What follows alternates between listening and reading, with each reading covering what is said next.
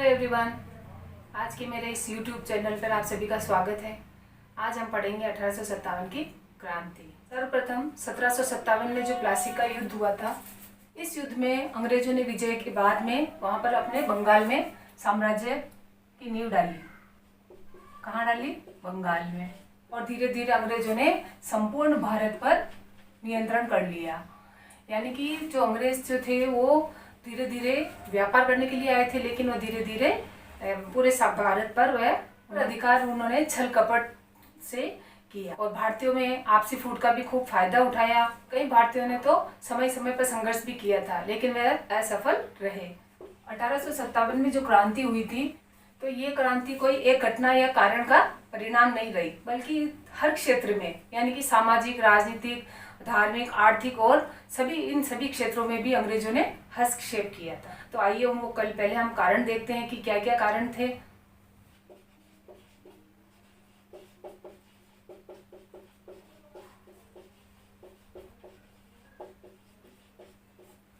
अब इस क्रांति के कई कारण थे, जिसमें से थे, पहला जो था राजनीतिक कारण,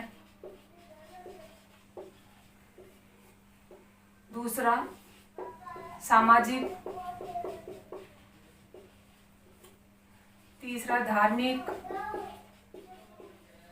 चौथा आर्थिक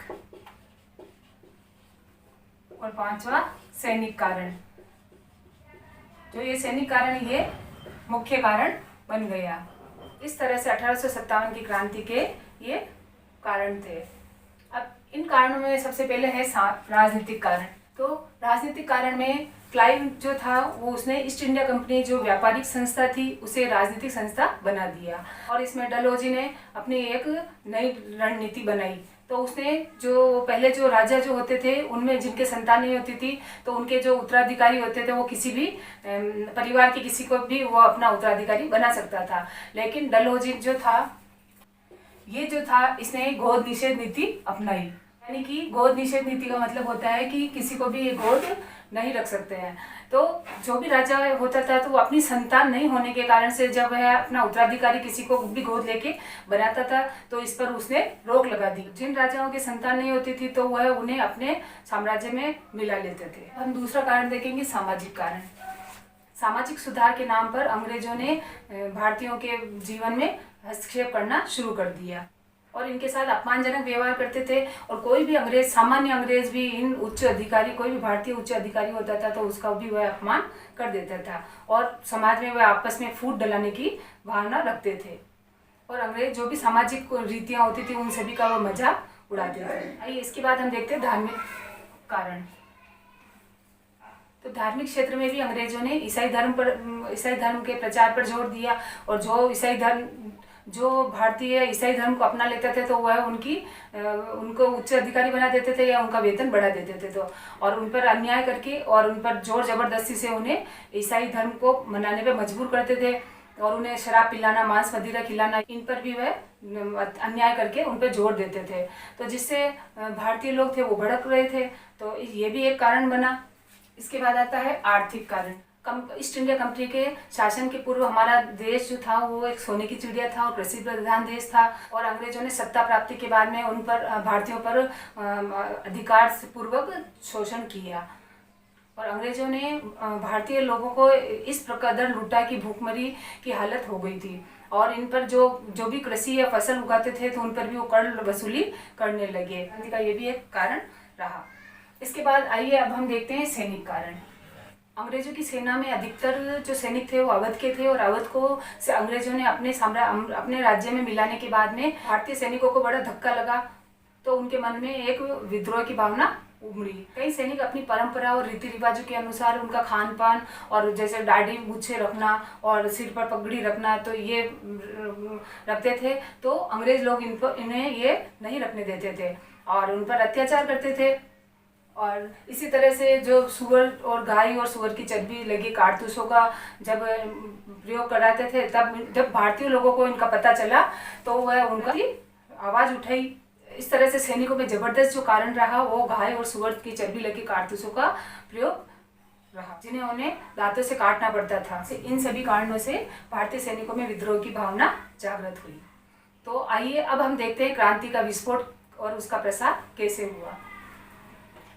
बादशाह बहादुर शाह के नेतृत्व में 1857 की जो क्रांति थी वो 31 मई को संपूर्ण, कब 31 मई,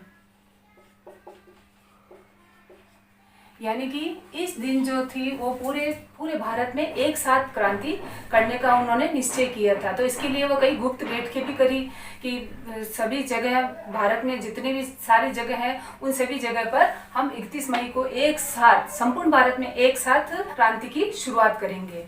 और इसके लिए उन्होंने क्रांति का जो प्रतीक बनाए, प्रतीक जो थे वह कमल का फूल और रोटी, ये दोनों इस क्रांति के जो प्रतीक बनाए, कमल और रोटी, इन दोनों को विभिन्न भागों में इनके प्रतीक चिन्हों को घुमाकर और उनका प्रचार प्रसार किया।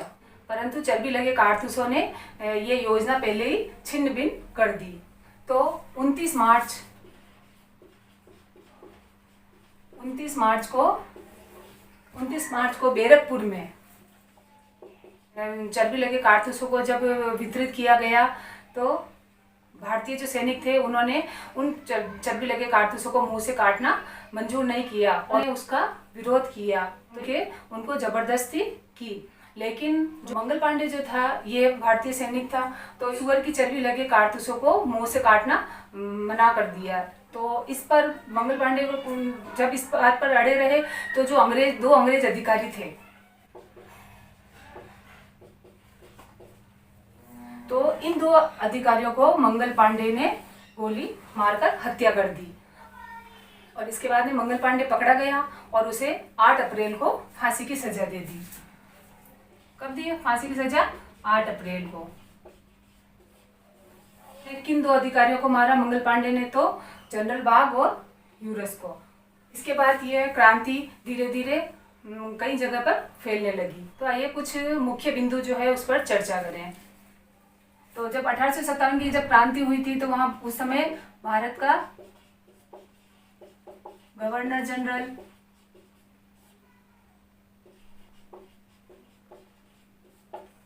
कैनिंग था। ठीक है, ये भारत का गवर्नर जनरल था उस समय जो 1857 की क्रांति हुई थी तब। और मुगल बादशाह कौन थे उस समय?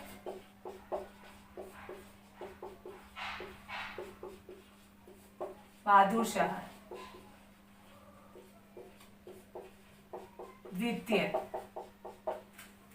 और ब्रिटेन के प्रधानमंत्री कौन थे?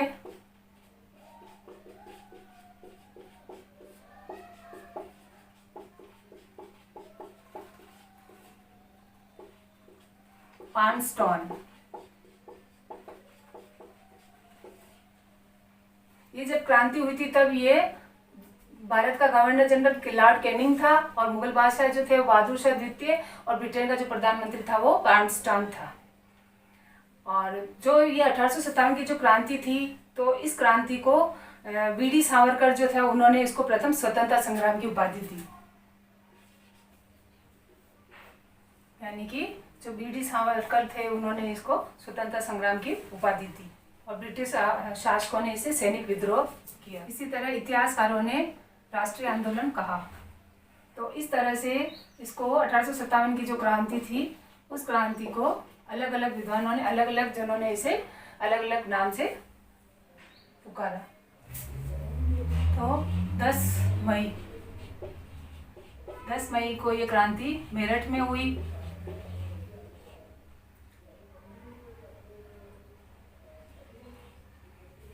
तो 9 मई को मेरठ में जब चर्बी लगे कारतूसों को वहाँ पर भी सैनिकों ने जब मना कर दिया, प्रयोग करने से मना कर दिया, तो उस समय जो क्रांतिकारी नेता थे उन्होंने उन्हें बहुत समझाया कि हमें ये जो क्रांति है वो 31 मई को शुरू करनी है और अभी आप थोड़ा सा धैर्य रखो। लेकिन जो वो भारतीय सैनिक थे उन्होंने ये अन्याय सहन नहीं करा और उन्होंने 9 मई को इस चर्बी लगे कारतूसों को मना करा, प्रयोग करने से मना करा। तो 10 मई को ये मेरठ में यह क्रांति शुरू हो गई और 11 मई को दिल्ली पहुंचे और 12 मई को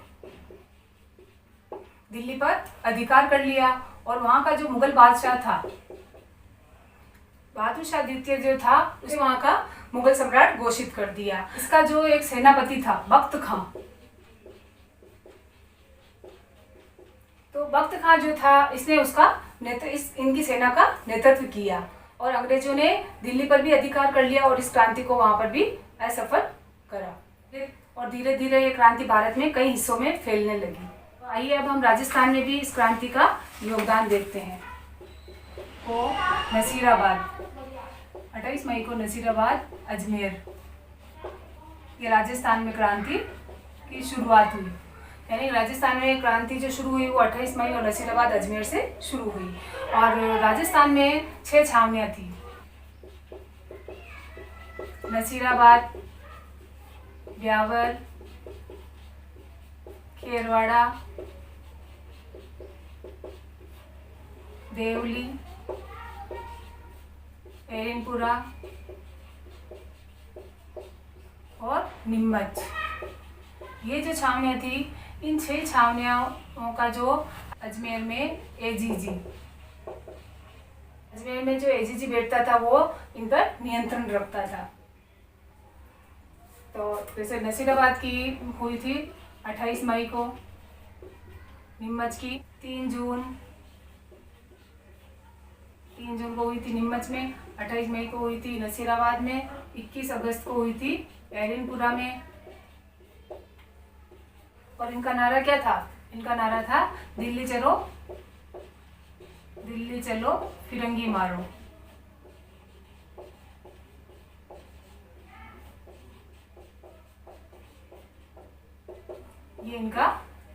ये नारा लगाते हुए ये दिल्ली पहुंचे। 1857 की जो क्रांति थी, अब इसके परिणाम देखेंगे। तो इसके जो परिणाम थे वह ये क्रांति 1857 की क्रांति जो थी वह असफल रही और इसके परिणाम दूरगामी रहे। इसका मुख्य कारण रहा कि रियासती जो शासक थे उन्होंने अंग्रेजों का तन मन धन से सहयोग किया और जिन्होंने उनका सहयोग किया उन भारतीयों को अंग्रेजों ने पुरस्कृत किया था। और इस क्रांति का ये भी परिणाम रहा कि जो गोद निषेध डलहौजी ने जो गोद निषेध नीति अपनाई थी, गोद निषेध नीति को समाप्त कर और गोद लेने की नीति को अनुमति दे दी। और इस क्रांति में जो शासक थे उन लोगों को अंग्रेजी शिक्षा नीति को भी बढ़ावा दिया, जिससे वह उनके वहाँ के तौर तरीके सीख सके। और लॉर्ड डफरिन ने अपने कार्यकाल में भी कांग्रेस की स्थापना की, जिससे भारतीयों को कोई मंच मिल सके। इस क्रांति के चाहे परिणाम कुछ भी रहे हो, लेकिन ये क्रांति असफल भी रही, लेकिन इससे जो अंग्रेजों का जो साम्राज्य था इसकी जड़ों को भारतीयों ने हिला दिया। और 1857 की जो क्रांति थी ये पूरे विश्व को प्रभावित किया और ये क्रांति असफल होने पर भी देशवासियों में स्वतंत्रता की भावना को जागृत किया। और आने वाले समय में जो भी स्वतंत्रता आंदोलन होंगे उन सभी को ये प्रेरणा देती रहेगी। ये भी इसका एक परिणाम रहा। और अंत में 1857 की जो क्रांति थी ये इसका पहला अध्याय, ये है हमारा पहला अध्याय रहा। और इस क्रांति का जो इतिश्री जो हुआ था 1947 में देश की स्वतंत्रता के रूप में हुआ। तो इस तरह से हमने आज 1857 की क्रांति को समझा, देखा। तो आप सभी को बहुत ही अच्छी तरह से समझ में आया होगा। इसके लिए आप सभी को धन्यवाद।